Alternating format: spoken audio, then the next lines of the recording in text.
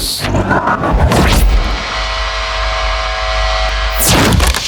Okay, welcome back to Shifting Views with Willis. I'm Wayne Willis. As always, I'm joined by my partner in innovation, Rob Lewis. Hello, Rob. Hello, Wayne. And we are going full fat innovation today. I have to say, none of that semi-skim stuff, because we've got another fellow innovation consultant in the room with years of experience working in goodness knows how many different companies, leading innovation teams, coming up with new ideas. Clayton, welcome. Cal. Thanks, Wayne. Good to have you here. Yeah. One of many podcasts, or the first one for you? First one. Yeah. Virgin. We're popping a cherry today. Have to be gentle with him. Ease him into it. We won't ask any awkward questions. Okay, Carl, so you've been working in industry, primarily healthcare, as I understand it, or the pharma industry for maybe the last 20 years? Yeah. Working in Consumer health. Yeah, consumer health and consumer hygiene. Yeah. Yeah. And your role principally has been an innovation role, so it's like leading innovation teams, coming up with new ideas, moving the department forward. Is that where your remit has typically sat over that time? Yeah, so pretty much from second job out of university, it's been at that front end of R&D. Yeah. So always in a team which has been given, the remit of innovation, what's next, maybe looking 5 years plus, or that kind of thing. So and being in B2B, B2C, lubricants industry, and had a bit of a switch in the kind of early noughties, purely and simply because I fancied doing something a bit different. But yeah, it's pretty much everything I've been doing is that front end of innovation. Yeah. A lot of it kind of open innovation or external innovation, looking for partners where either for stimulus or technologies that you can bring into a larger organization and kind of work in partnership. Sure. When you first started your career, was the job innovation? Was there even a title for the job innovation? When did that become a thing? Rob, I could ask you that question as well. Like, when did? It's always been a thing. We haven't invented the new word, Wayne, don't worry. I mean the role, the specific role of lead on innovation, head of innovation. I think you get different fancy terms like disruptive, breakthrough, transformation, blah blah blah, which are all coming around at the moment. But I think if a lot of teams don't have innovation teams specialising, everyone does innovate. There are people responsible for innovation. They're just not called innovation people. Yeah. But I think that's always been a thing, really. Yeah. Maybe in large organisations, I guess. Generally, it's a bit of a luxury. So yeah. Yeah. Because I was thinking when we sort of had the digital advancement of the world, if you like, so maybe in the last 20 years or something, when we've really started to embrace the internet and stuff like that, the whole idea of innovation, quote unquote, has become more and more relevant because technology is advancing, digital, the capabilities of what we can do is really advanced.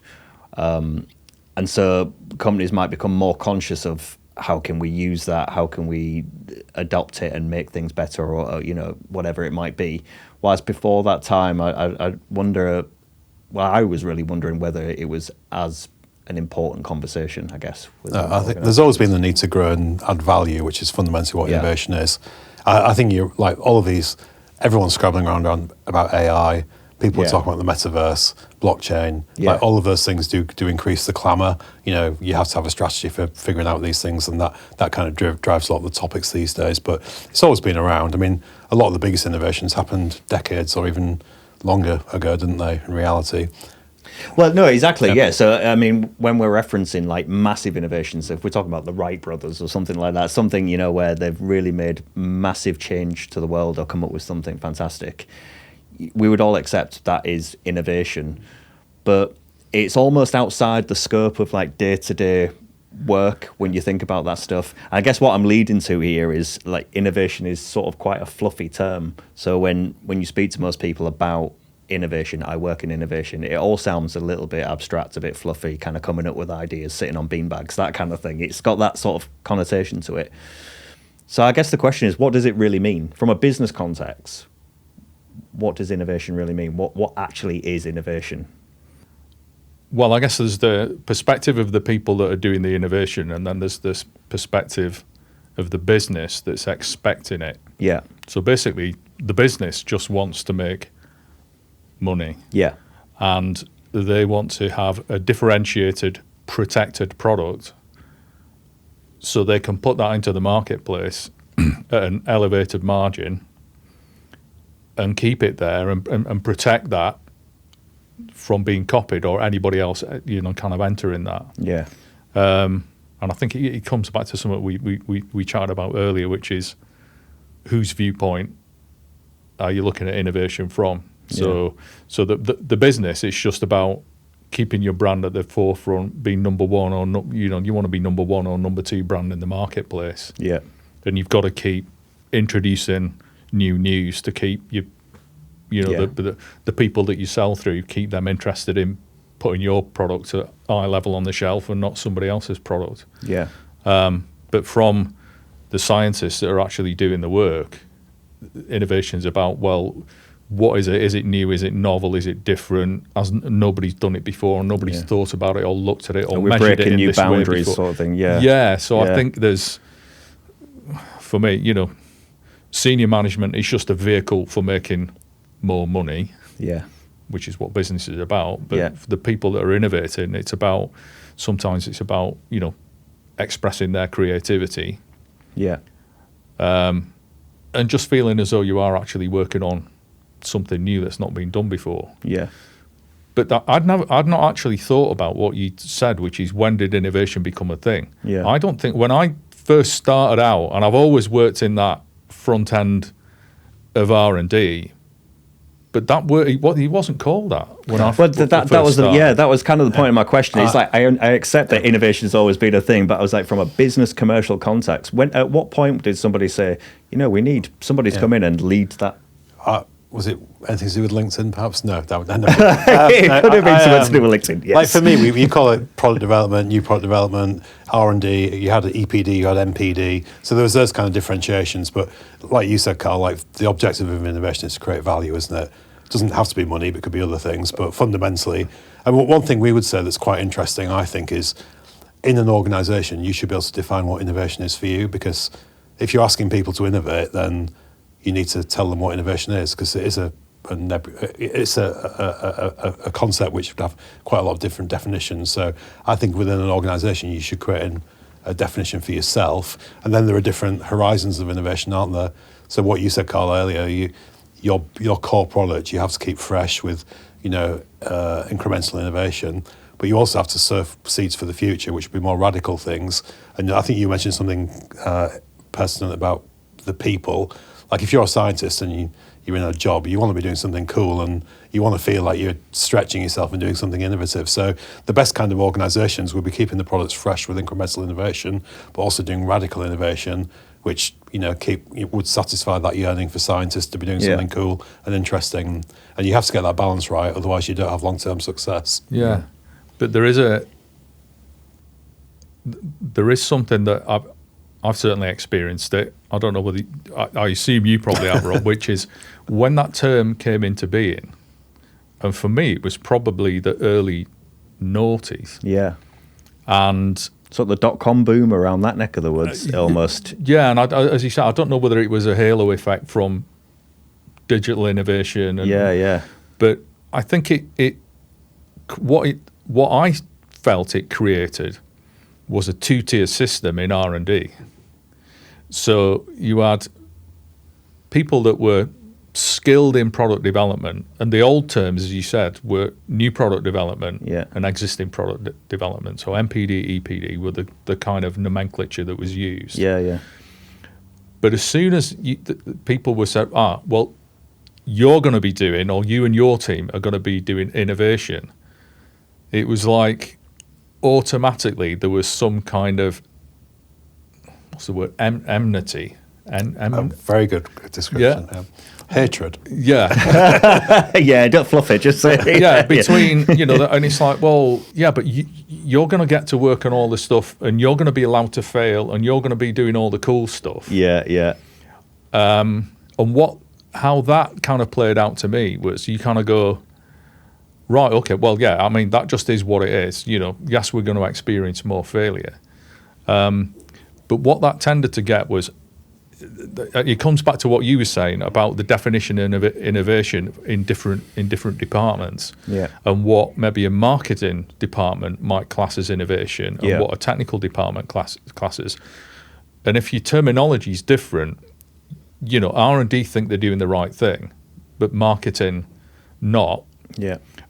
And where I'm going with it is the portfolio of what you do in innovation then is, right, okay, well, this is not going to hit the market, even if it's successful, for 5, 6, 7 years, because you've got to go through a lot of steps, and there's lots of things to do. But then comes the question, how's innovation going to be measured? Right, okay, well, the innovation team can't have a portfolio of high-risk stuff that's all going to take 5 years. We're going to have to demonstrate that we're adding value within 18 months. So then you have the innovation team doing some of the EPD stuff. Yeah. Purely and simply because you've got to demonstrate the value in the short term, and you get this kind of schizophrenic. This gets right to the nub of how you organise your R&D resources. Because the enmity thing is real, and we've both experienced it. I've been in the teams who are doing the mundane stuff, and I've also been in the teams doing the sexy stuff. Yeah, me too. Yeah. And there are problems both sides. And as soon as you say now there's an innovation team, it's like, well, what makes them so special? And you automatically create a barrier. So you need an organisational culture that is okay with that. And like for me, it's about those horizons of innovation, isn't it? So your core team who are doing the core innovation, shall we say, who are experts in making whatever it is you make, they should focus on the incremental innovation that requires a certain skill set and expertise, whereas your innovation team should be focusing on the radical innovation, which is a different level of expertise or a different skill set potentially. So that creates a balance where they're doing some stuff to look after the future, but we're keeping the brand alive today. And you kind of meet in the middle. So they'll do some of that good stuff as well, and you might get drawn into some of the incremental stuff. So, but people are people, aren't they? And in most organisations, people are ambitious. It's competitive, and in some organisations, it's extremely competitive and highly political. So that's where this enmity comes in, and it's actually really difficult to deal with, isn't it? Yeah, and I think the other thing, just to build on what you were saying, Rob, is the person spec is quite often different. And I've experienced it kind of both ways. So when I first joined the last organisation I worked for, I was put in essentially a technical support function. So if you looked at the kind of time horizon, when you're in tech support, it's like people are phoning up and the time horizon is this has stopped or we're out of stock of this, and it's like, it could be a 24 hours. And that for me, I just couldn't handle it. I could do it, but I really didn't like doing it. Yeah. And then I observed it with another individual that was exceptionally good at operating in that environment, but because of the way the political organisation works, and you've got to demonstrate you've worked in certain parts of the business to get promoted, that individual was put into a creative kind of innovation role and really, really, really struggled. Yeah. And it damaged their career in the short term, and how they felt about what they were doing, and how I'm not successful at this, and it's because the person spec and kind of how they thought and what drives them just didn't sit or fit with innovation. And I think that is one thing in different departments where purely and simply having an individual, and then you suddenly so they have a job title and you put innovation in front of that job title, doesn't make that individual good at innovating, or the department that they're working in. I think the word has a lot of baggage personally in an organisation, and people will look at them and say, well, if they're doing innovation, does that mean what I'm doing? I want to do innovation. They also think, well, they're the people who never deliver anything. They're also the people who get reorganised the most and probably at the highest risk of being let go because of what their function does. It takes longer to pay back. So there's loads of interesting bits that factor into all of this. I personally think there's a really, well, we probably would talk about this later, but I love the idea of an innovation pod where you basically create a small team to do something creatively. Yeah. I'm going a bit off base here because it just triggered a thought and it's a little bit out of kilter with what we're discussing now. But those people could be brought from anywhere in the organisation, but they're there to do something innovatively.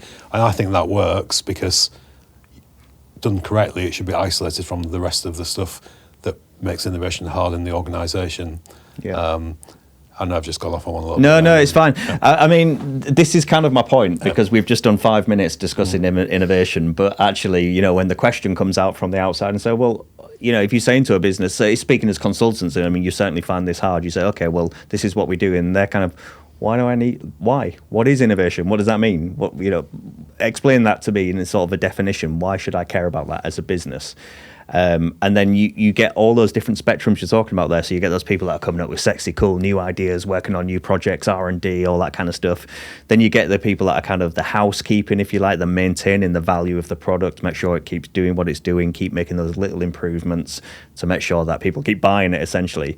So from a business point of view, the definition of innovation is make sure customers keep coming to buy from us, fundamentally, isn't it? It's like keep adding value.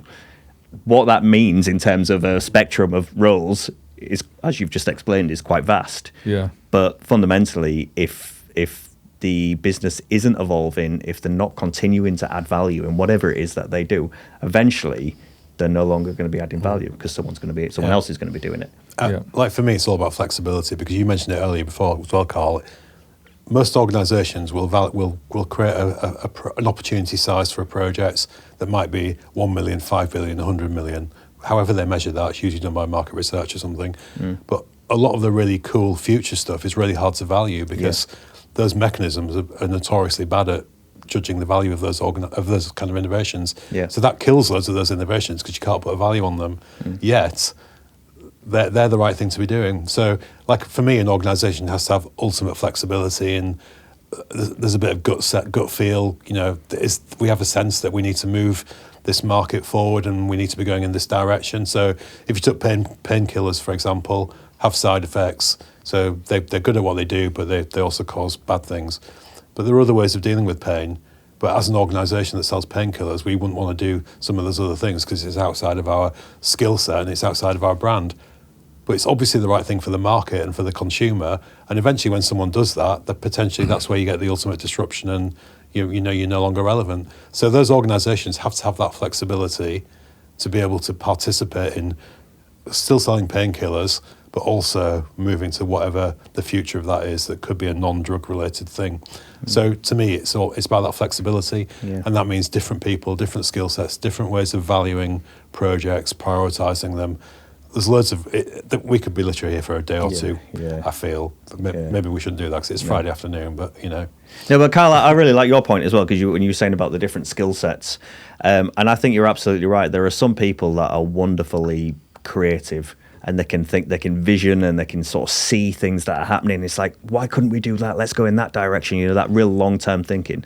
I guess most people in the normal world would define that as being the innovators, the people that have kind of got like the vision. And then you've got the other side of the spectrum where you've got people who aren't particularly creative, but they're great doers. They can make things happen and they just want to solve problems. You know, as you say, it might be a technical IT person or something like that, but somebody who can just solve problems, and they like that. They like to be challenged. They like to be quick. Both are as vital as each other for innovation in an organisation because they're complementary skill sets. But it doesn't mean that. So you have to organise it correctly. Basically, is what I'm saying. You know, as you say, you can't just stick everybody in any one particular role because they might not be able to deliver on that. Yeah, I think that the structures, the processes, and the culture, you know, need to be right. Yeah. The accountability of the guys that do the graft is massive because, you know, working on technical support or EPD, you are basically maintaining a massive portfolio and a massive amount of revenue. So the accountability on that part of R&D is enormous. So therefore, you know, and the value that they bring to the organisation is massive. Yeah. The innovation guys, their accountability comes later, doesn't it? And it's less easy to bet on, isn't it? It's less easy to be held accountable because by the time your innovation, your idea has actually hit the shelves, you might have retired. So there's something quite interesting in that, I think. If you work at the front end of the innovation funnel, almost by definition, somebody else is going to deliver the product. Yeah. Because you're working at the front end, and if I live and die by what I've said, the organisation, the processes, and the people spec needs to be right. Yeah. Well, you have that. The people that are at the front end need to act in a certain way, but they're not necessarily the best people to be able to do the detail and actually to deliver the product to the market, because they might not, as I said, there might not be detail people, whatever. So by definition, that idea and that concept and the product has to flow through a series of different kind of pairs of hands. Yeah. That in itself brings issues of not invented here. And then when it finally gets to the end, the last people to touch it are the guys that get the credit for it. Yeah. And you might have started something 8 or 10 years before, but that department or the person or the people that worked on that are long forgotten when all the pomp and circumstance kind of comes along. You feel kind of warm inside, but you feel a little bit of resentment because it's just kind of like, well, hold on a minute, I remember working on that and all the graft and the really crappy meetings that we had to go through and people trying to kill it, and we had to be, resolute and really stand up for what we kind of believed in. Yeah. And that's just... Yeah, I know for all of the projects that I've worked on, which will be hundreds, possibly more, maybe not that, I'm that old, maybe, I don't know. But very few of them were ever successful, actually made it to the market. But I would say the common element of every project that I've worked on that was successful in the sense of it was delivered had a core of people who drove it through, and they were kind of continuous. And they were the people who were when people were challenging and it was getting to that handover stage, they were still carrying the torch for it, because the last thing people want to do is take on somebody else's idea, because now you've handed over my idea, your idea to me, now I'm responsible for all the risk and the failure. Thanks. So I'm going to throw stones at this idea and I'm going to act negatively towards it. And that's where a lot of things are killed, isn't it? So like for me, that's why I like innovation pods, because a small group of people with the responsibility to see it all the way through, they have the passion, they have the knowledge, and they'll be tenacious about delivering it. And where I've seen that work exceptionally well is, call it a pod or whatever it is, but when it's self-formed. Yeah. So it's the people that have actually got interest in a particular part of it, and that it's a dynamic system. So that team might, so at the beginning, say you've got 10 people in it, that'll be made up. 3 or 4 of those people might then drop out, and but it's not an artificial construct. It's just that, that gets, and as it kind of morphs through, it's self-forming, and people that have got an interest in it or can add value to the thing come into it.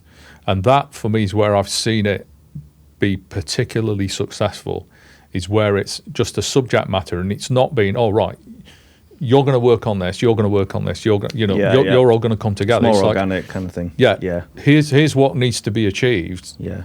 Who's got an interest in making this work? Yeah. And people come together, and the person that's not here, Lisa, I've worked with. That's where some of the stuff where we've just come up with an idea ourselves, or we've been challenged, and you just go, was anybody interested in doing this? And you kind of get this critical mass. And I agree 100%, Rob. That's where it actually. You get past that initial inertia, and it starts to move, and it's that self-forming part of it, and it can be dynamic. Exactly. When we've been teaching MBA modules around innovation, and a student said to me this one, I had kind of forgotten this really, but he said innovation requires tenacity, and and I thought that's actually really true, because it's so easy to kill a project when it becomes difficult, because there are problems, you might need to spend more, it's going to take a bit longer, or it's at risk of not delivering what they said it was going to deliver.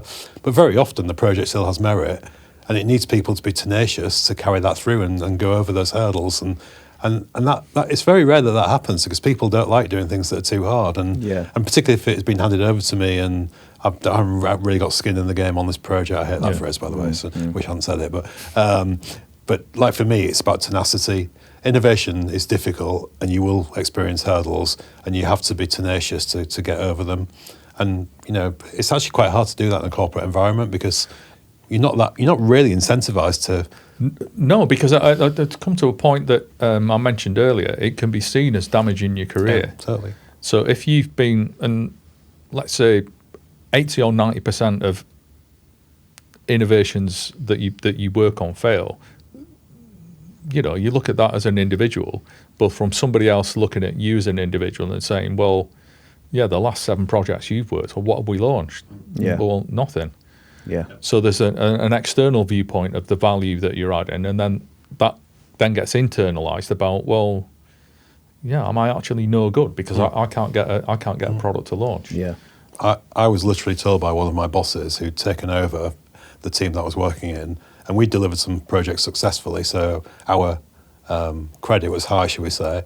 And when the new person came in, I was told, I don't care what happened before, it's what happens moving forward now. In other words, don't screw up on my watch, which is a really negative thing to say. So you get no credit for the things that were done before because that doesn't affect them. And if I mess up now, then I'm in trouble because you don't want to be associated with a failure. Yeah. So it's all about culture, isn't it? And treating people in a way that. Yeah. Yeah, and so and in that scenario, the incentive to deliver obviously is not great either. If somebody comes in and says, "Okay, well, I don't care what your history is or how great you've been in the past. Now I'm in charge. This is what I expect. Well, so don't screw it up." It fundamentally inhibits innovation, doesn't it? You don't walk out the room feeling fluffy and creative, do you? Well, you don't want to take a risk because you don't want to fail. You don't want to fail. Yeah. So really, I mean, I think the best organisations are not punitive in that way, and you should be able to live on your laurel. You should have if you have a reputation, one failure shouldn't destroy that reputation. So I think like fundamentally, we should be nice to one another, and it's actually it's actually in short supply. You say he scoffed with laughter when you said we should just be nice to each other. And honestly, really, let's just be kind. Wouldn't that be a great idea? Wouldn't that be a great idea if it was more Should peaceful? we talk about war though? Yeah, my gosh. Okay, right. So I'm going to move it on a little bit because we've kind of done a lot over that area. But essentially, what I wanted to get to the crux of is the people that are listening to this. Whenever we're trying to explain innovation and I want to get it past that point of it being this kind of fluffy, out there, only really huge organizations that got loads of money and just want to kind of have vanity projects, and kind of get to the crux of, well, no, it's the underpinning of your whole business lifespan, because if you're not doing it, the business can't evolve. How do you determine what you determine innovation is for your business will be different, because it'll be different for different organizations, but there has to be some innovation. Otherwise, if you kept doing what you was doing in the 70s, in the noughties, then it probably wouldn't be relevant. So that's kind of the point that we need to get across, isn't it? That innovation isn't all about gravitas projects and huge budgets and all the rest of it. That applies in some scenarios, but fundamentally, if you're asking, why should I care? Well, it's because why are you in business? What are you in business to do? And how are you going to keep doing that thing if you're not evolving it slightly? Yeah. I mean, I always love cars and motorbikes, so I always go back to automotive kind of examples of stuff. Yeah. And if you look at the British motorcycle industry, 40s, 50s, 60s, top of the world, the Italians were in there, but it was basically then the British motorcycle industry said, well, we make parallel twin motorbikes, we always have done, why should we do anything different? The Japanese guys came in, making multi-cylinder engines, and basically that industry, British motorcycle industry, just disappeared almost overnight. Yeah. Purely and simply because of what you said is, we've always done this. Why do we need to change? We're the best in the world at making something that's becoming less relevant. Yeah. And this happens in everyday industries, and you guys will have experienced it, but I've definitely worked in organizations where they've become successful businesses, but creating the product that they create, but then they've never really evolved it. They've never really felt the need to move it forward in any way. Maybe small changes here and there, but fundamentally they do the same thing. That's what we do. We make this. And then all of a sudden these industries come crashing down because something happens. And then it becomes a reactive thing to try and deal with that problem, rather than if you were a proactive, innovative company that had this culture of saying, look, let's keep pushing things forward, let's see what's happening, then the reaction doesn't need to be so harsh when something bad happens, because you've already been planting those seeds. You've been kind of trying to evolve your skill set, involve your workforce, involve your tooling, whatever it is you do. so that when something drastic happens, you're in a good position to be able to pivot and move around and just be a little bit agile with it and react to it. Whereas typically what we're seeing, like your example there of the British motorcycle industry, is like, that's happened, oh shit, now what? You know, it's that kind of and it's too instant late. reaction. And then you're like, and now how do we claw back? And then it becomes a reactive clawing back rather than being able to kind of go with the wave. But this is the fundamental. We're talking about disruptive innovation fundamentally here, aren't we? And we tend to think disruptive innovation can only come from a startup or some cool guys who are coming from a different perspective. But in reality, the incumbent is always in a more advantaged position. Yeah. So if you take BSA or Triumph, they made motorbikes, they had the market, they probably knew about that technology. They were in a much better position to exploit it than Honda and Yamaha and Suzuki and all the rest of them. But they didn't do it because they're held back by what they do today. Whereas what they should have done is obviously continue to do what they do, but also start to introduce a new, they could have driven the market as they saw fit. Yeah. And it's the same in every single sector. The sector, the field you're working in, the customer you're selling to better than anyone else. So you're in the best position. So disrupt yourself, basically. Yeah. It's like in the Facebook handbook, it says something like, if we don't create the thing that kills Facebook, somebody else will. And that is the attitude you should have. Yeah. And just be aware that and so in other words, we should be creating the thing that makes us obsolete. Yeah, it really frustrates me, and that point, you're absolutely right. If you are in a large organisation that's really dominating the market and making billions of quid or whatever, you could act like the startup. You have all the power, all the reach, all the resources, everything you could do to essentially be the leading the charge kind of thing, coming up with these new ideas. But typically you're inhibited by all the things we've just been talking about, all the backlash and kind of like the pissing contest and the risk and all of that kind of stuff. And are we going to lose money? Are we going to lose our market share? Are we, is the share price going to go down? All that kind of stuff. So those are all those big kind of walls that are immediately there. And then you kind of got the young startup or the young entrepreneur that's got no money, no infrastructure, no nothing, but they've got the vision. They're like, but I know we could do this, but they haven't got the collateral, to kind of take that forward. And those big players do have that collateral, but they just don't have the drive, I guess, the vision to move it. So it's a combination of the two, isn't it? That's the thing. I think there are individuals or departments within it. Yeah, probably. Yeah, individuals, and then. I used to go. I don't know. It wasn't my term, but it got kind of coined, that suffocation layer. Yeah. So you would get you come up with an idea, and you do a little bit of work. You put a prototype together, and you kind of say, "Look at this. This is what we've done. The product has these kind of features. We're aiming at this kind of consumer driver. We're seeing a shift in X, Y, Z. The context that the consumer is going to be living in, which means." In the future, they're going to have this problem that doesn't exist maybe today. So therefore, we're building the features into the product that's going to solve that problem. And you kind of get something, and you've got it to a viable proposition, and you kind of ta-da. And then you get it's not going to go down our existing manufacturing line without changing X, Y, Z. And the claim that you wanted to make there's not currently a recognised methodology to validate that claim. So therefore, and sometimes it's that peripheral stuff that just quashes it. Yeah. And I think in smaller organisations, because they've not maybe got that infrastructure, they've got the ability to be able to just find somebody that can, they've not maybe got a manufacturing line, but they can find somebody that will manufacture the new thing for them because they've not got that kind of inertia to stop it happening. I recall being a project leader in a project team, a multidisciplinary project. Fundamentally, you're responsible for delivering the project.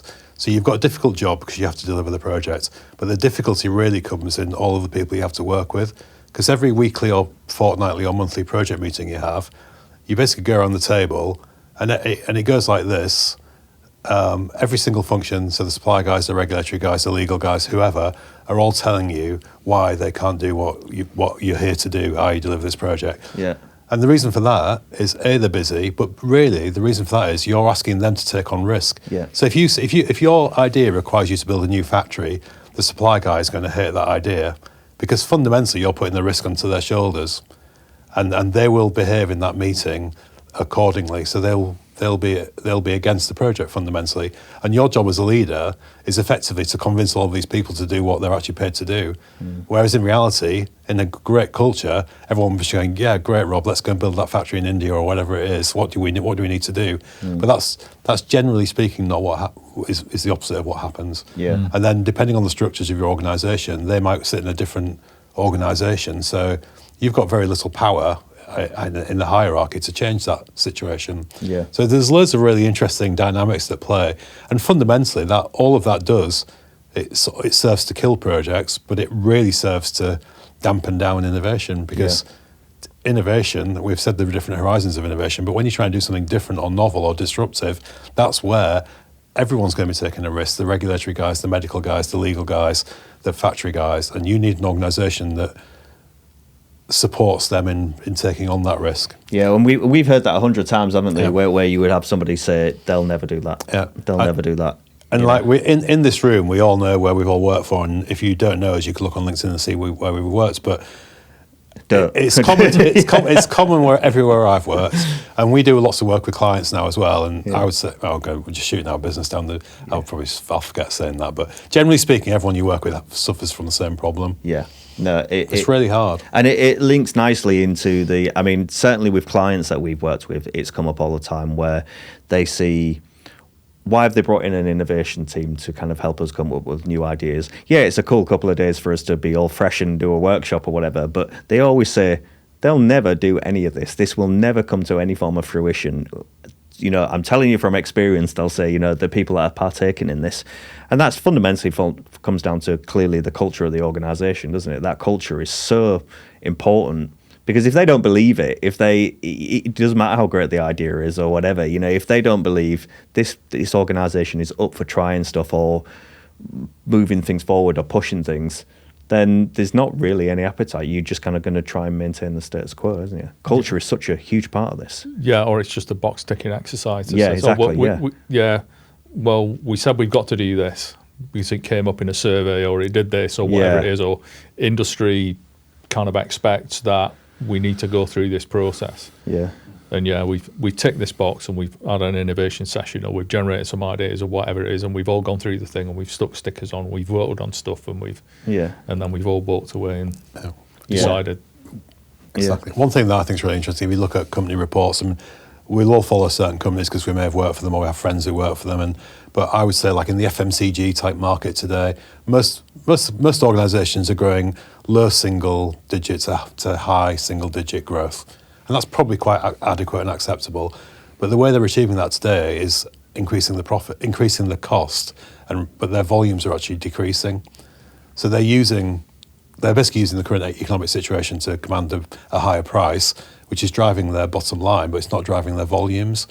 So, like for me, you have to be driving your volumes, increasing the penetration of your products in the market, and that has to be driven by innovation. Yeah. It's not just by playing around with reducing the cost of goods or increasing the price. Yeah. And it would be quite interesting if you had the time to look at every single company report, and I'm seeing a lot of people doing that. They're using the reasons that are affecting the economy to drive up the price, but they're not driving up the volumes. Yeah. So the price volume mix is adverse, Yeah. but they're still growing. But they need to be growing by growth, which requires you to be innovative. So, like for me, like if you take someone through a journey for innovation, define what innovation is for yourselves, and then decide, well, actually, do we want to innovate? And it may be for some companies you might say, well, actually, it's not worth us innovating. But I would argue that most companies should innovate. So, define what innovation is, and then decide why should we innovate.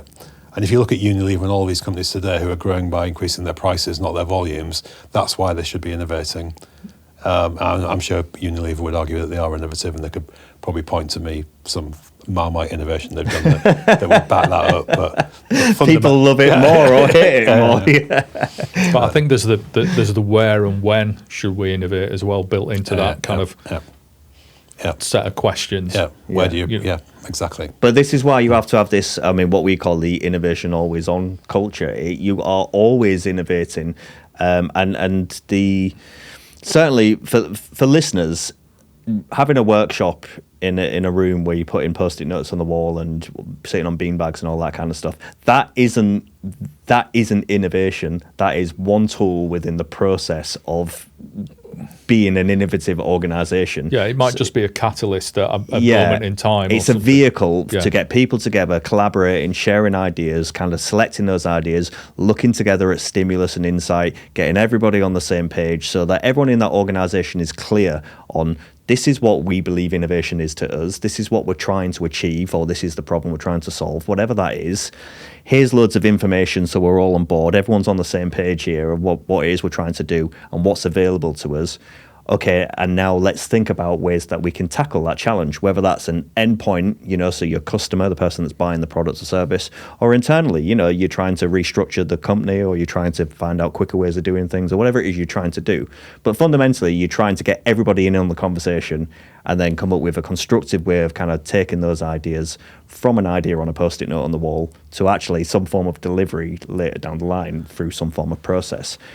And it's more to reassure people listening because everyone just thinks of and it doesn't have to be innovation. It could be a marketing workshop or a workshop on, culture or whatever it is you do. The workshop is not the end point. Yeah. The workshop is just the start of the vehicle. It's starting your journey to get everybody a process for which to do it. But then it has to go on. It's an ongoing thing. And I think the important thing about that is I often see it, or I've seen it graphically represented, that your innovation strategy is the roof of the house. Yeah. And then there are certain pillars that hold that up, which is, what does it mean to us? What's the value proposition? But each of those pillars has different people being responsible for it. Yeah. And whenever you get to, if it is an event like that, quite often the attendees are just one aspect of those people. Say you've got 5 pillars, you might have representatives from 2 of them. Yeah. You'll have R&D and marketing. Yeah. But for what we've just said, if supply and procurement and regulatory and medical or whoever it is are not in that mindset, in that, totally. in the room. Well, it's just they're not. It's not there because, and it's not just the responsibility of the typical departments that are seen as being, well, you should be innovative, but marketers need to come up with ideas and R&D need to come up with a way of delivering it. Well, somebody's got to manufacture it. Somebody's got to be able to buy the raw materials at a price that makes the proposition viable and things like that. But that's why that line and a line again we use a lot is everyone's job is innovation. So whatever it is you do within that business, and it doesn't matter if you're an international company or if you're a small shoe shop in Hull or whatever, everyone within that business is part of that business. They make it function and do whatever it is that it does. So it makes sense that they are part of the journey of that business because they're the people that are on the ground that are closest to the thing that they're doing. Your supply guys or your people that are running your finances or your people that are marketing the company, whatever, they all have individual roles and within the cogs in the machine, if you like, but fundamentally they all form the machine. So they have to be part of how that machine moves forward. Yeah.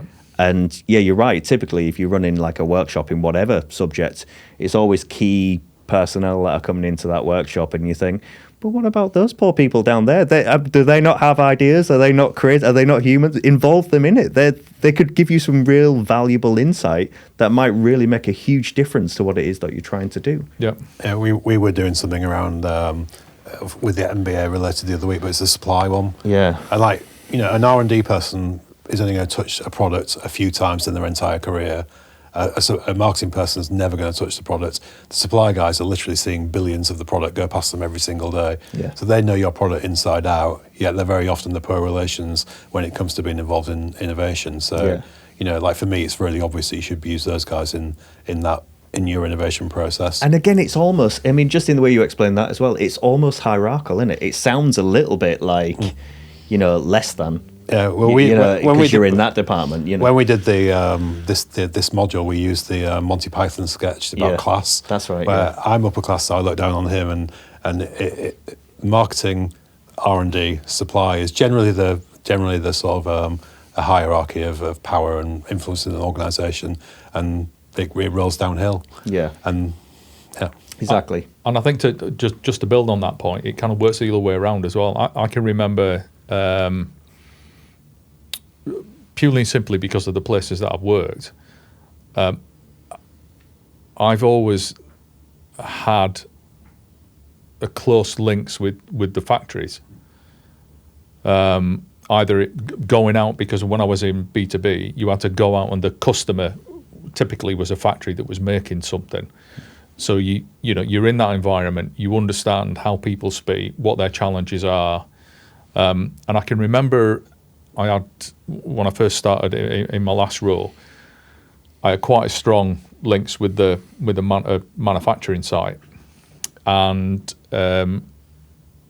I'd organise factory tours because I knew the guys in the factory, and I can remember there was a guy that had joined the organisation from a big FMCG company, and I made the assumption that everybody's going to know. So I said, "Well, I'm organising this factory tour," and this individual said, "Oh, I'd love to go on that."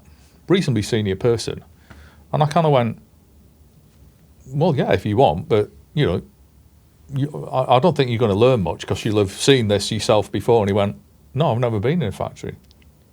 I've never seen I've never seen how the product's manufactured." It's like, well, how can you innovate and create a product if you don't understand how the formulation's mixed, or how it's actually packaged or put into the pack, or whatever it is? You don't understand the challenges that these guys have, and when they come to the table, I'm kind of flipping viewpoints here, but they'll come and say, well, we can't possibly do that because of XYZ. So sometimes it's the people that are the typical kind of innovation departments need to get themselves into those other things to get the context, to understand, right, now we understand how this product's manufactured. Oh, well, the viscosity's this, or we can't do that, or you can't pump it, or whatever it is. It's like, oh, right, I understand why you're telling me that's not possible now. And that pulls also off the stimulus and insight thing as well, isn't it? Because it actually works from an internal point of view as well, like the insight from those people. If you've never been in the factory floor, or you don't really know how they produce that thing or whatever, and then you're in charge of driving the company forward with new radical innovations, naturally you're going to be met with resistance, because when you start rolling something out and saying, okay, we're now going down this route, if you've not really thought about this, those people are going to come back and go, well, good luck with that. How are we going to do that? It's not possible. And that's because you've not involved them in the journey of the innovation journey. And the other thing it does is build the relationship. So when we were talking about the self-forming teams earlier on, you've got a much higher chance of somebody coming along and saying, well, that's quite interesting. I'd like to be, that's from supply, or is from procurement, or whatever it is, or from medical. That's quite interesting. Because you've got a personal relationship with them that will then allow them to feel, because, as Rob said, they're going to take a risk. And if they don't trust the person, then, you're much less likely to take risk from a person that if you don't know them, almost by definition, it's kind of like, well, trust earned if you're of that mindset. So therefore, it's like, well, I don't know whether I'm going to trust what you're giving me. To take on this risk. And again, it comes down to that culture thing again, doesn't it? Because often those departments, especially in big organisations, certainly are so siloed. So I mean, the interaction between somebody who works in the supply in whatever factory versus someone that works in the office coming up with cool ideas or whatever. I mean, the interaction with them just generally across the business on a daily level is probably quite small. There's so many silos, isn't there? This is where the corporate culture is really important, because I've never worked at Microsoft, and this is my disclaimer here, and I'm only reading what I've read, and I've only seen the YouTube videos of their CEO talking, so take it with a tiny pinch of salt. But fundamentally, what he talks about in there it's very empathetic, and it's very about understanding and working as teams, and it's about a journey of self-discovery, and it just seems really touchy-feely. Whereas, so like you would imagine that everyone in that organisation, if they abide by that culture, should treat one another with respect and be, trustful. You should be able to trust in them. Whereas there are other cultures which are very aggressive and focused on delivery, and that's their, fast-moving, and that's where you have a, potentially a more aggressive culture. So, depending on what culture you work in, you feel more trusting towards one another. Yeah.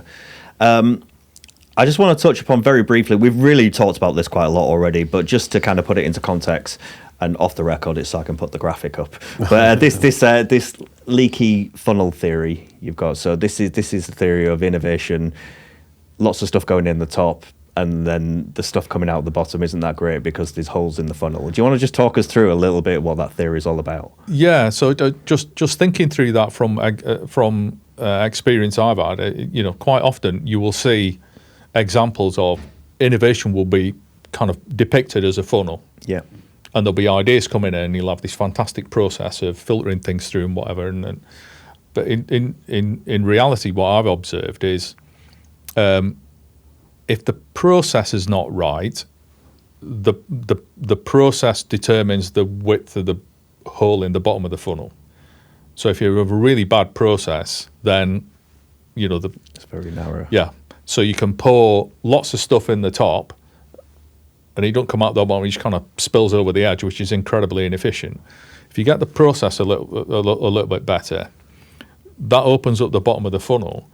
But the other thing is, you can have, the integrity of the funnel. So if it's got big holes in it, it doesn't matter, or you can pour more and more stuff in the top. That all that happens is it comes out with a kind of holes at the side of the funnel instead of coming out at the bottom. And in my experience, quite often, and we've touched on it, it's that some of the other departments that are not kind of seen as being the innovative departments, but they're the guys that are in the process that are going to make this work. So the regulator, we need to make sure that what we're doing fits within regulations, or the legislation, or we can manufacture it, or so all those things, for me, if they're not in the boat and understanding that yes, this organisation needs to innovate to maintain itself and to grow, then they're a hole in the funnel. Yeah. And the less of those other departments that might be seen as being peripheral or lower class departments, but while ever they're not in the boat and understanding, they are just going to say, they're just going to be a resistance. Yeah, it's a risk. I'm not happy with that risk. And the lowest common denominator is for them to say no and kill it. Yeah. So, and that has a twofold effect of A, things don't come out at the bottom of the funnel, and B, the people that are pouring stuff in the top get pissed off because they just kept getting, well, it's always the same, and those relationships don't kind of build. They become, combative, and every time you come into it. So that's kind of what it's because you see the innovation funnel as an idealistic graphic so often. Yeah. But in my experience, I've never seen one with holes in it, which is like, stuff just leaks out because it's never reflective of reality, is it? No, it's not. It's a theoretical construct that looks great on paper, but in reality, in my experience, doesn't work. But for me, like all of those holes in that funnel, if they're innovative and can apply creativity to their role, you should be able to plug those funnels, absolutely, plug those holes. So it's not just about the creativity at the start to come up with the project. It's being creative along the process and thinking creatively about what studies do I need to prove this product works, the regulations, how do we phrase this to go through with the, how do we build a factory or supply chain that can do this in an agile way, etc. But there's very often not the imperative. Well, there is the imperative, but that people don't see it as their role to be innovative, to be flexible about how they do their job. I had a really good example about, I won't use it because it's really obvious where it came from, and I'll tell you later. But like for me, it was just a really obvious thing that would have delayed a project. But Anyway, I won't talk about that. No, but I think he's absolutely right. And again, it comes down to that culture thing, because even if, and also what I was saying earlier on about the workshops and things like that, even if you have those people in the room and, the supply person, the regulatory person says that just won't fly. We can't do that. It's not possible.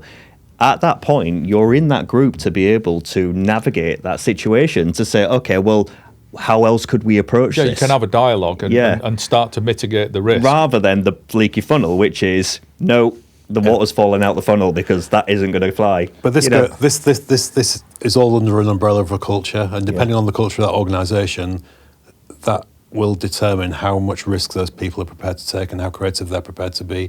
Yeah. Because you need to have a good culture that allows that to happen. Yeah. And for me, that's the ultimate problem with these. The classic policeman roles in an organisation, quality, regulatory, legal, supply, whoever it may be, their general consensus and demeanour towards innovation is, we don't want to do it. Because fundamentally, I'm a policeman and I'm telling you to slow down. I'm telling you not to do that. Yeah. But there has to be flexibility in that and latitude. And the best regulators are actually the most useful people to have in an organisation, because if they can figure out the cool ways of doing things and circumvent regulations or do things in a way that allows you to get to market faster, then that's worth its weight in gold, isn't it? Yeah.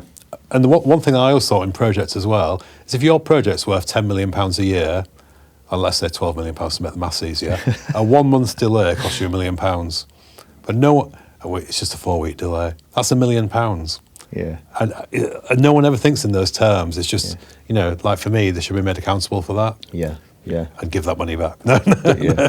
The other thing that I would, it's kind of a build, but within innovation, I always stand by this, which is, quite often people think, if you think in consumer goods, you've got technology, methodology, claim. So the claim's what the consumer sees, what makes it relevant. It explains to them how it's going to make their day easier, solve the problems or whatever it is. And often there's an unconscious thought that, well, to get a new claim, we're going to have a new technology. Yeah.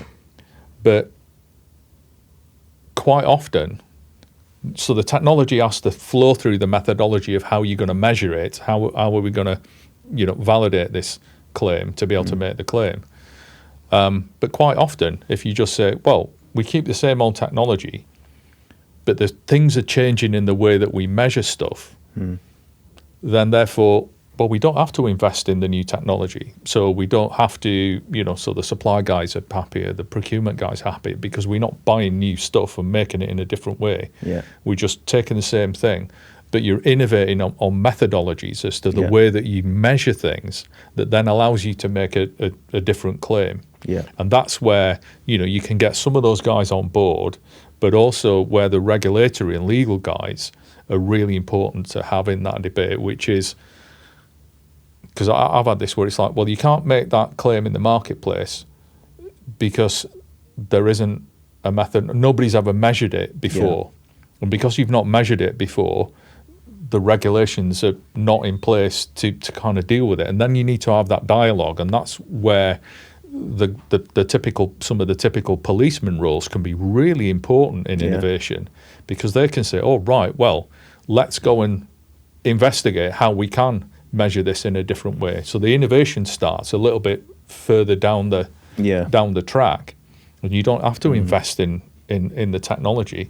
Just understand how you can measure things. Yeah, so you want those people in the car with you rather than watching your speed. Basically, they need to be as part of the journey. Is fundamentally the point, isn't it? Yeah, they can be the sat nav. Turn here, go left, go right. Exactly. Yeah, helping guide the journey. I always use an example in health innovation about, like Fitbit, for example. You've heard this a million times, sorry, but I might have told it to you as well. But anyway, viewers,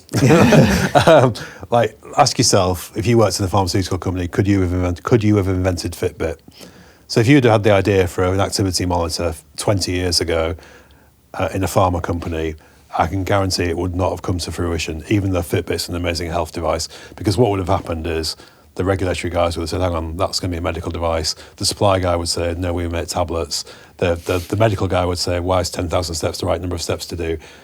Whereas Fitbit didn't have any of that infrastructure or knowledge holding them back, and they created a product which was very successful and is a really beneficial health product, but they weren't thinking like a pharma company.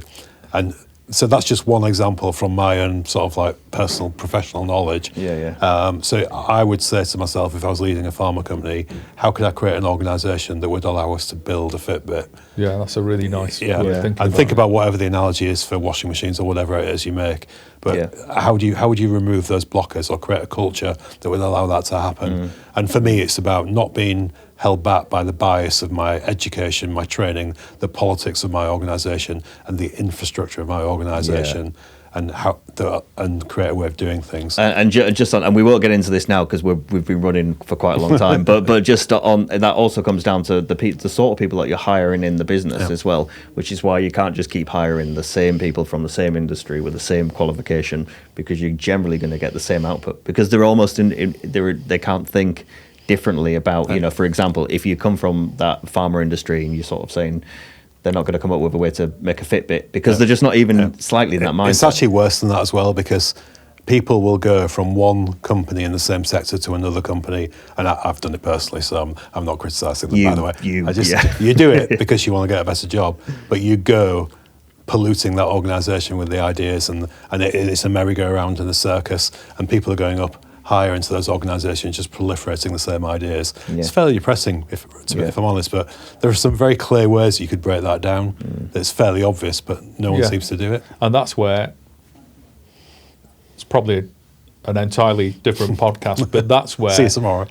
Open innovation or outside innovation or whatever word you need to, so you get that outside thinking inside your organisation, but you don't necessarily have to employ new people to do it. It brings a whole different set of challenges and issues and things like that. But if you can do that successfully and be open-minded about it, I've got a couple of examples, but I think they're too specific. And but where we've gone to people within the organisation that make a particular piece of packaging and say, well, it needs to be like this. And they kind of go, oh, well, no, that's way too difficult. You can't do that. And it was somebody that used to work in a different industry, completely unrelated to healthcare. It was actually automotive, and said, oh, yeah, but in automotive, we do things like that all the time. Go and talk to these guys. And we went and chatted to them and said, can you make this? We've been told it's really complicated. They go, yeah, we make that every day. And it's it just took being that right person, which had got, as you said, a different viewpoint, because they had a different background, a different, Yeah, and exactly, viewpoint. and it links really nicely. I want to get a couple of quick questions in, because I'm very conscious that the batteries are going to run out, and we're going to get to the point where we go, oh shit, we can't end the podcast. But no, what you were saying there links really nicely on, because one of the things I had in here is, how does innovation relate to micro, small businesses or entrepreneurs? All the analogies we typically use are large organisations that have got £100 million projects and all of these staff and blah, blah, blah. But the average listener who's running a small business shop in a city centre or something like that, they're not thinking, hey, how do we innovate? And what's my regulatory guy going to say about this? They're not anywhere near that world. So what does it mean to them, and how can they think about innovation? And I think it pulls nicely off what you was just talking about, looking outwards and collaboration and partnering with other sectors and other industries would play a role in that, helping a smaller business drive things forward if they haven't got the infrastructure to do it internally. Yeah, I mean, and it comes back to something, to flip it back, that all those things that make it difficult in a large organisation quite often, either unconsciously because, those kind of people might not know. It's just like, well, there's almost a freedom in a small organisation to be able to do things, because, the funnel's probably a very short funnel, and, there aren't any holes in it, because those other departments, whatever it is, or those other kind of policemen in the process or whatever, just don't exist. And to be able to kind of embrace that and just say, well, what's stopping me from doing this? I think it's the how, though, isn't it? Is because the argument is always the large organisation has the infrastructure, it has the money, it has all the power to be like a startup. It can't be like a startup because, well, it can be, but it chooses not to be for all the reasons we've just discussed, all the stuff that happens internally that stops them moving things forward. The young startup or the young business hasn't got the infrastructure, hasn't got the money, hasn't got any of that stuff, but has got the drive.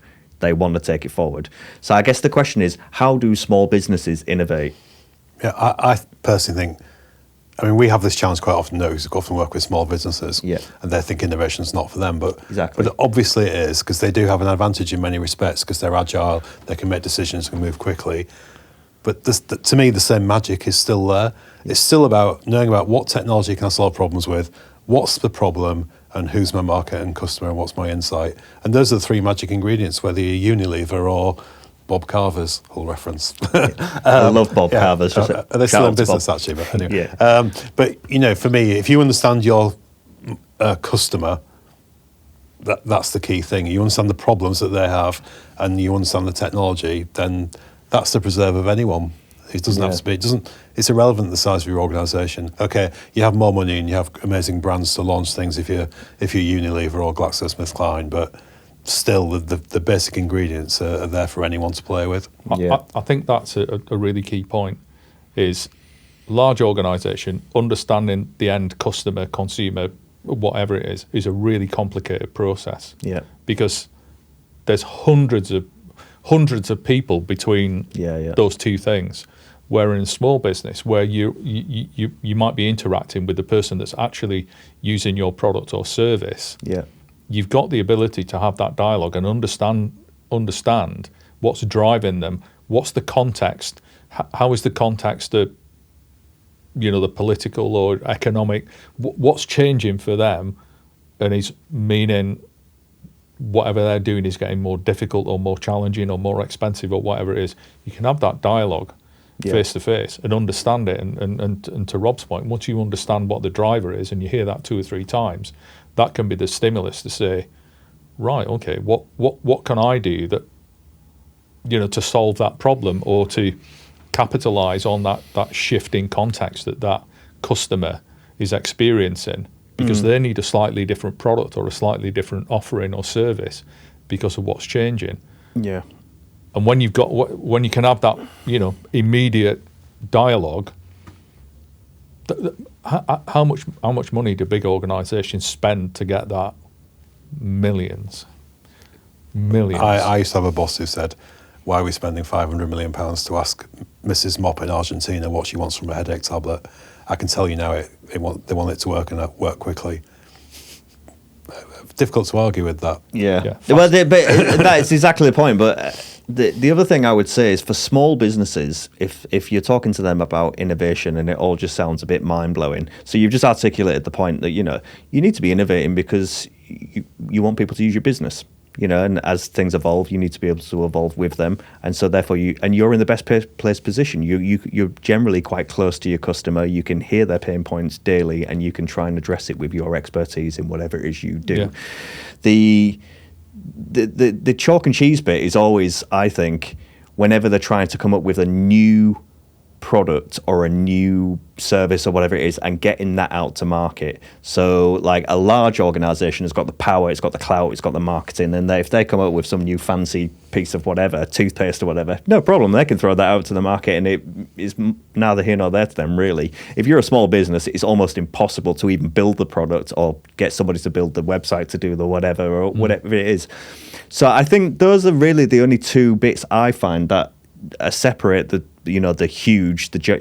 giants, if you like, and the smaller businesses, is usually when they have to make something, when they actually physically have to make it, and it involves money or getting something out to the market. Yeah. But that's where the opportunity comes between a small business and a large organisation, isn't it? With these collaborations where actually these guys can't think like a startup typically, so use startups to feed those ideas, bring them in. They've got loads of cool stuff, and these guys don't have the infrastructure to make stuff happen. Use these guys; they've got all the clout in the world. Yeah. And the more you can kind of get those people talking to each other in a way, that surely opens much more opportunities. Some people do it, don't they? Some organisations do it, but it's. Carl's spent a long time doing open innovation. He knows it well. Well, there we are. Yeah, there's lots of problems in it, obviously, but in an ideally, it should work really well, shouldn't it? And I am speaking idealistically. Yeah. I accept that with that comes a whole host of issues, but at least you're having the conversation to explore the opportunity. Absolutely. I'm not entirely sure the issues are any different to the ones we just talked about. No, exactly. It's just that, the ideas come from, instead of the idea coming from the innovation team, it's come from somebody else that's sitting alongside, typically sitting with the innovation team. Yeah. So all the things that we talked about, but in my experience, getting those two guys together, once you know each other, once you've found each other is probably a better way of expressing it, then you can make that work and you can get that in, and then you fit, all that, as I said, typically the challenges are the same. It's about how do those two kind of sets of people see each other? How do they know each other exists? Because typically, as you said, a smaller business might not have the money to have a big digital footprint. So therefore, how do you, and the challenge is for the big companies, how do you then, where do you look? Where are you going to find these guys that have got the really novel, cool stuff? Yeah. So that's the challenge, I think. And yes, because I've seen it so many times where an external company's got something absolutely fantastic that could be a fantastic innovation, but it just gets in the same old process. Yeah. I mean, and for them, you're kissing many frogs to look at those technologies because your internal process. They're kissing many frogs who are the companies because they've got to speak to 1 million people to get anyone interested. Yeah. It's all about being there at the right time, exactly when the need's there, and there's a lot of luck involved, I would say. Yeah. But it's about shoe leather, isn't it, and getting out there and talking to a lot of people. Yeah.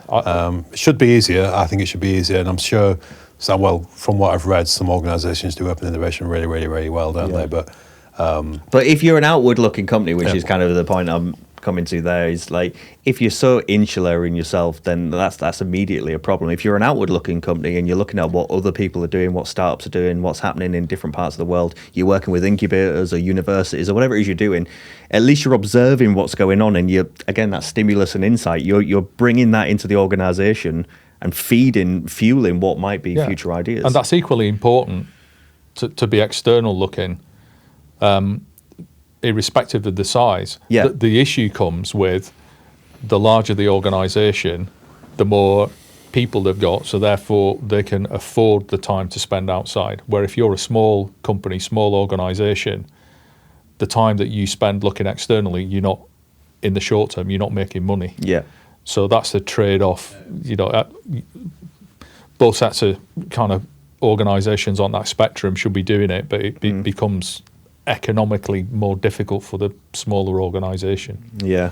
And I think it's typical across the board, really, for all large institutions. I'm not just talking about commercial organisations, but it could even be in politics or people who run healthcare or run any sort of big institution. If you're so insular and you're so far removed, it's easy for the people on the other side to say these guys just don't. They're not seeing at all what's going on here because they're not in any way connected to us, And I think the more and more that we can create that connectivity between the people that are emerging and the people that are incumbent to try and move things forward in whatever that is, then that's got to be a benefit. It does come with worries and it comes with problems, but as you say, I don't think those problems are any different. He always sneezes on a podcast, right in the middle. That was a clip that I had there. What was I saying? Those bits, those differences are not really any different to what you would see within your organisation if you're a large organisation anyway, as you're saying. So you might as well be exploring what's going on. Absolutely. Yeah. All right, I need to wrap up because I'm really conscious of what's going on with the batteries. So final thing I wanted to get was, given everything we've discussed today, if you used to be speaking to a business leader or a business owner or someone that had some responsibility for business in some form or other, how would they start their innovation journey? So they say, look, okay, well, we're not particularly innovative. We're a company. I don't know. What does innovation mean to me? Okay, what do you want me to do? What are, a couple of top tips for them to start immediately thinking about? Well, you know what I say, Wayne, anyway, but fundamentally it's about create a culture where this stuff can happen. And if you create a good culture where people are curious, innovative, and there's a willingness to to do new things, then I think that's the number one step you can take. There's loads of other steps as well, but you can put all of those other steps in place, but if the culture's wrong, innovation will be hard work. Yeah. Yeah, I would agree with that, Rob. I mean, there's a thing about, how do you want to innovate? Do you want to disrupt, or do you want to be sustainable innovation? Or, there's where do you want to innovate in terms of sector, geographic? There could be all of those kind of things. But you can think about all that process stuff. But, to Rob's point, if the culture and the people are not right, they're just PowerPoint slides, or they're flip chart slides, or whatever it is. But I think you do need to think about, where could we innovate? Why? What's the value? What's the value proposition?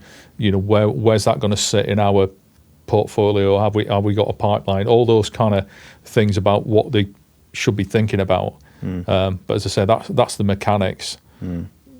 How you actually get it to work is the culture. Yeah. You also mentioned PowerPoint, and it just made me think of, like, in my evolution of my career, you went from doing stuff to spending all of your time writing PowerPoint slides. And talking about. Yeah. And I would suggest that if you spend all of your time writing PowerPoint, you're not doing anything. Yeah. And that's probably a barometer of how innovative you are. It'd be quite interesting to get an IT team to look at what programs are used the most and how much time spent on PowerPoint. Well, it's interesting. It's like let's do a PowerPoint presentation on how innovative we are. Let's have a meeting about if we're innovative, kind of thing, and then let's meet about that to find out if we're still, It's a serious point, because PowerPoint is generally done to get permission to move to the next step. It's not doing anything, is it? Yeah. And I would love to work in an organisation where you make the decision once, and maybe you have to write a PowerPoint to get that decision to be a positive one, and then you move forward. Yeah. And you don't have to write another PowerPoint slide until you write in the celebration slide of how much money we've made. And that would be amazing. Yeah. I don't think any organisation does that as far as I'm aware, but that would be pretty cool. Yeah, and that whole element of kind of like micromanagement, justifying every step, all that kind of stuff, it just screams there's no agility, there's no real potential of this coming to any form of real fruition, because we're constantly challenging every aspect of everything that's going on. There has to be governance, obviously. Yeah, absolutely. And you wouldn't do things irresponsibly or things that But weren't. that's why you have a good innovation process and a good risk management strategy, and you're doing things in milestones and all of these things. I think if we was to say to any business leader or business owner or whatever, if you was responsible for business and you wanted to innovate, I think you've touched upon some nice points there. But firstly, you would be defining what innovation is for you. I mean, what does innovation mean to your organisation? What are you set up to do? What is it you're trying to achieve? And what it isn't. Yeah, exactly. Yeah. So what are you set up to do? And therefore, what would innovation mean to you? If you work in healthcare, it might well be that you're set up to make a population much healthier, help people live healthier lives. That's your vision. That's what that's what we're set up to do. And all the other bits that we do are to try and achieve that kind of thing. So is that question, define innovation, what is innovation for you? And then Rob, you touched upon earlier on, you were saying, and then ask why. Why do we need to innovate? So if that's what innovation is to us, this is what we're set up to do. Why do we need to, what do we need to change? Why do we need to do that? And you need to be able to question that, and that because be numerous factors that are affecting what your big vision is. And that's why you need to innovate. And particularly in the world of digital and technology and all that kind of stuff, everything's advancing so quickly that I would struggle for any company to say they don't need to innovate, I think. And then fundamentally, you need to have some form of strategy in place to say, okay, well, how are we going to do this? Some process in place to say physically, what are we going to do? And as to your point, the culture has to be enabled to allow for all of those things to happen. Yep. So I would say there were the 5. It's easy then. Yeah. Great. Go innovate. Why are you not innovating? We've just literally just done it in a nursery. Solved it. Yeah. Listen, gents, it's been really interesting. It's gone on for a long time, so I know I'm going to have to do loads of editing to kind of get this down. But I think you could talk about these subjects over and over again, because each element we've touched upon has a whole minefield of stuff, doesn't it, that sits underneath it. Yeah. But fundamentally, innovation is about people and sharing ideas, being open to trying things out, looking outwards, and trying to limit the number of barriers that you're putting in place fundamentally, because that's always going to be the stifling thing, isn't it? Yeah. All right, let's leave it at that. Thanks very much. Thanks for coming on the show, Carl. Much appreciated. No, I enjoyed it. Cool. Awesome. See you next time. Bye. Cheers. Thank you. Bye.